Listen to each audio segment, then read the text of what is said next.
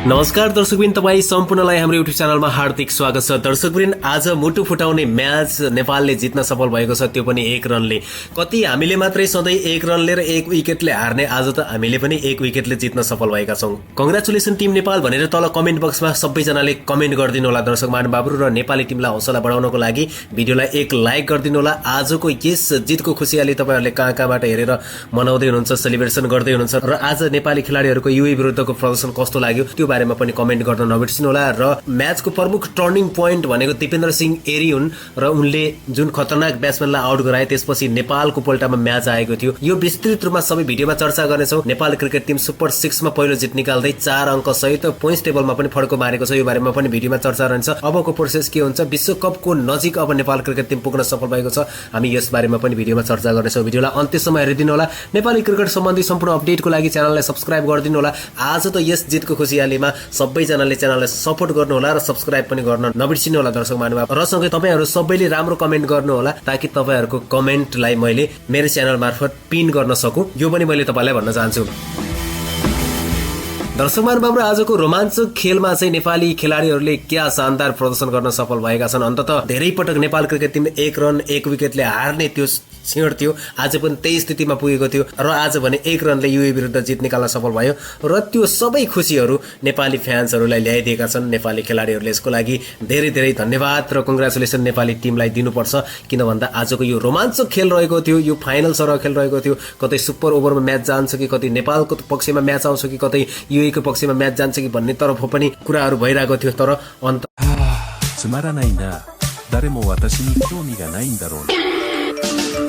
आएर नेपाल क्रिकेट टिमले 1 रनले जित्न सफल भएको छ। त्यो पनि दिपेन्द्रको एकलौटी बलबुट्टामा भन्नुपर्छ। यो म्याचलाई 1 रनले जित्न सफल भएको नै दिपेन्द्र सिंह एरीले गर्दा हो। आज चाहिँ दिपेन्द्र सिंह एरीको चाहिँ सबैजना फ्यान्स हुनुभयो होला, सबैजनाले आलोचना गर्नुभएको थियो ब्याटिङ चलेन। हो यही कारणले गर्दा ब्याटिङ नचले पनि दिपेन्द्र सिंह एरीलाई टिममा निरन्तर मौका दिएको हो। केही खेलाडीहरू चेन्जेस गर्नुपर्ने हुन्छ। अबको खेलहरूमा चाहिँ मिडल अर्डर ब्याटिङमा नेपाली खेलाडीहरूको निराशाजनक प्रदर्शन रहेको छ। 1-2 जना खेलाडीहरू चेन्जेस गर्नु आवश्यक छ अबको म्याचमा। यो बारेमा पनि हामी भिडियोमा अगाडि चर्चा गरौँ होला। र आजको म्याचमा चाहिँ ब्याटिङमा अलिकति नेपाल क्रिकेट टिम कमजोर नै भएको थियो। नेपाल 20 रन जति सर्ट हुन पुगेको थियो, किन भन्दा नेपाली क्रिकेट टिमले 160 165 बनाउँथ्यो भने यो म्याच इजिली नेपालको पक्षमा पार्न सक्थ्यो। तर टर्निङ पोइन्ट, एउटा पहिलो टर्निङ पोइन्ट भनेको त नेपाल क्रिकेट टिमको तर्फबाट सोमपाल कामीले जुन मोहम्मद वासिमलाई आउट गराएका थिए, त्यो एकदमै खुसी लागेको थियो सबैजनालाई। त्यसपछि लगातार अलिसान सराफुले चाहिँ राम्रो प्रदर्शन गरे, ब्याटिङ एक्सलेन्ट गरेका थिए, र उनको ब्याटिङले गर्दाखेरि नेपाललाई चाहिँ हारतिर पुर्याएको थियो। त्यो कारणले गर्दा पछिल्लो समयमा दिपेन्द्र सिंह एरी आएर उनलाई आउट गराए। त्यसपछि त्यही नै ठूलो टर्निङ पोइन्ट भएको थियो। किन भन्दाखेरि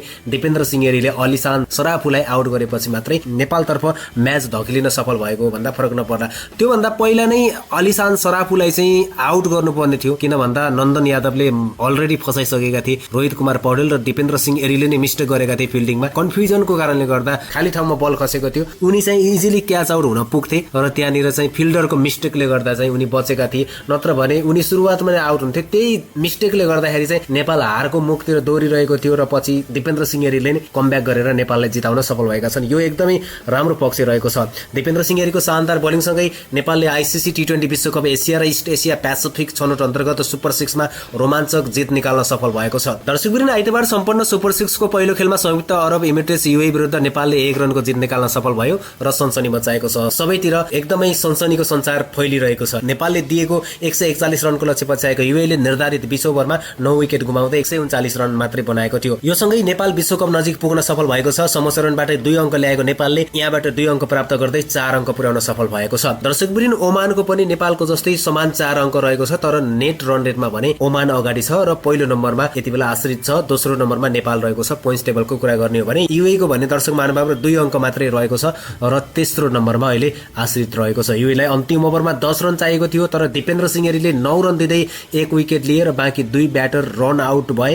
त्यस पछाडि नेपालको पल्टामा म्याच आयो र सनसनीपूर्ण तरिकाले नेपालले जित हासिल गर्न सफल भयो, त्यो पनि 1 रनले। युएका अलिसान सराफुले सर्वाधिक 58 रन बनाएका थिए। 40 बल खेलेका उनले 3 चौका र 5 छक्का प्रहार गरेका थिए भने जोनाथन फिगी 19, ध्रुव प्रासर 32 र जाहिद अली 11 रनमा आउट भएका थिए। नेपालका लागि दिपेन्द्र सिंह एरीले सर्वाधिक 3 विकेट लिन सफल भए र म्यान अफ द म्याच पनि दिपेन्द्र सिंह एरी नै चुनिन सफल भएका छन्। छन्। यसको लागि पनि फेरि पनि एकपटक दिपेन्द्र सिंह एरीलाई हार्दिक बधाई।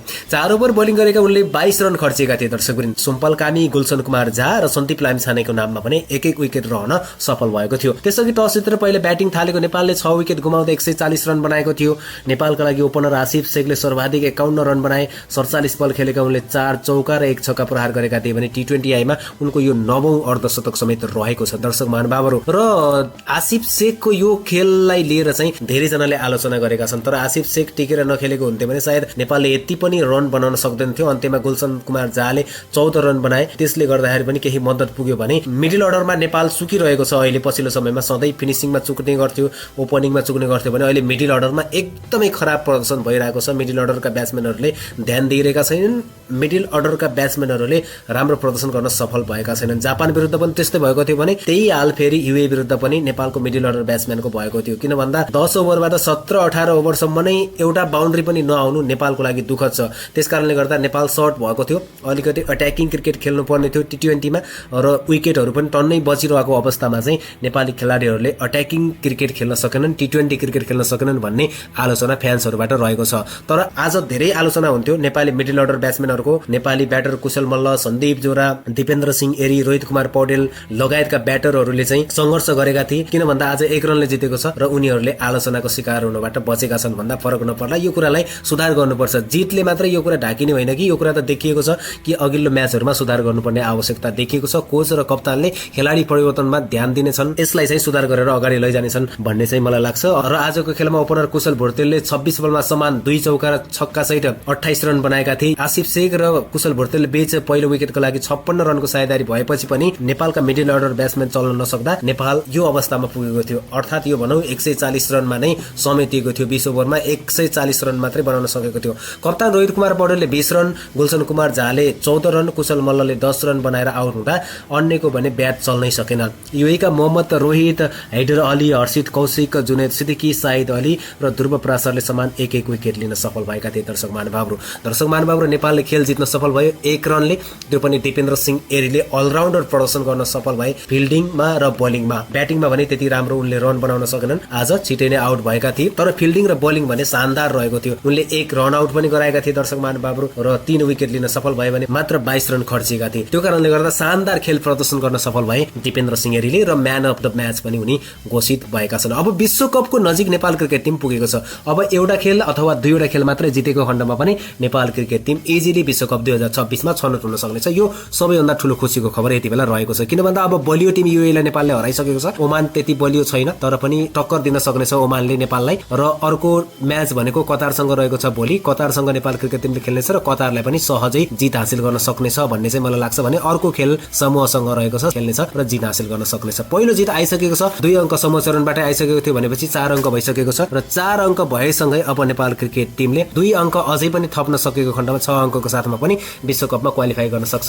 र जहाँसम्म मलाई लाग्छ नेपाल क्रिकेट टिमले 10 अङ्क नै बटुल्न सक्छ। यो सुपर 6 का खेलहरू समाप्त हुने बेलासम्म नेपालको खातामा 10 अङ्क अवश्य पनि हुन सक्नेछ, नत्र भने पनि 8 अङ्क हुनेछ र 8 अङ्क भए पनि इजिली क्वालिफाई हुन सक्नेछ। टप 3 भित्र आउनु पर्ने हो। 6 टिमहरू छन्, 6 टिम मध्येबाट टप 3 भित्र आएको खण्डमा नेपाल क्रिकेट टिम विश्वकप 2026 मा इजिली छनौट हुन सक्नेछ। मिडल अर्डर ब्याट्सम्यानले राम्रो रन रेट र बााउन्ड्री हिटिङ गर्न सक्ने हुनु पर्यो। यो कुरालाई सुधार गर्नुपर्ने हुन्छ र कुशल मल्लको ठाउँमा चाहिँ अब खेलाडी चेन्जेस गर्नुपर्छ र सन्दीप जोराको ठाउँमा पनि खेलाडी चेन्जेस गर्नुपर्छ भन्ने चाहिँ मलाई लाग्छ। मैले आज पनि कुशल मल्लको ठाउँमा आदिल आलम अन्सारीलाई खेलाउनु पर्छ भनेर भनेको थिएँ, तर आज पनि खेलाडी चेन्जेस गरिएन। विनिङ कम्बिनेसन खेलाइएको हुन सक्छ र अब चाहिँ खेलाडी चेन्जेस गर्ने बेला आएको छ। किन भन्दा यो पाराले चाहिँ हामीले अगाडिका म्याचहरू जित्न सक्छौं भन्ने चाहिँ मलाई लाग्दैन। त्यो कारणले गर्दाखेरि चाहिँ खेलाडी चेन्जेस अपरिहार्य छ। कोच र कप्तानले यसबारेमा ध्यान दिनु र नेपालको मिडल अर्डर फलोअप भइरहेको छ। मिडल अर्डर ब्याट्सम्यानहरूले ध्यान दिनुपर्ने कुरा छ र कोच र कप्तानले यस विषयमा पनि ध्यान दिन सक्नेछन् र अर्को रणनीति बनाउन सक्नेछन् भन्ने मलाई लाग्छ। र आजको यस रोमाञ्चक म्याचमा जित हासिल गर्न सफल भएकोमा नेपाली टिमलाई फेरि पनि बधाई दिनु होला। दिपेन्द्र सिंह एरी म्यान अफ द म्याच भएका छन्, उनलाई बधाई दिनु होला। र उनको नै यो शानदार प्रदर्शनमा नेपालले खेल जित्न सफल भएको छ। दर्शकवृन्द, दिपेन्द्र सिंह